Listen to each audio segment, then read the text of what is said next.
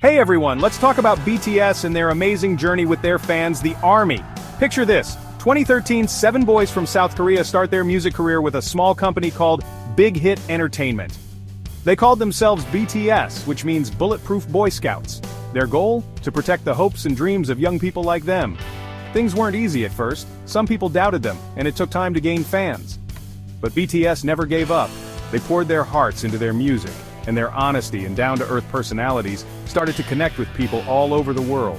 They worked really hard, step by step, to build their success. But BTS didn't do it alone. Their fans, called ARMY, became their biggest supporters. ARMY is like a worldwide team that helped BTS break records and overcome challenges. Together they changed what it means to be successful in music. BTS started as underdogs, but they became huge stars. Along with their ARMY, they showed everyone that if you're tough and stick together, you can achieve anything. This is their story of being bulletproof.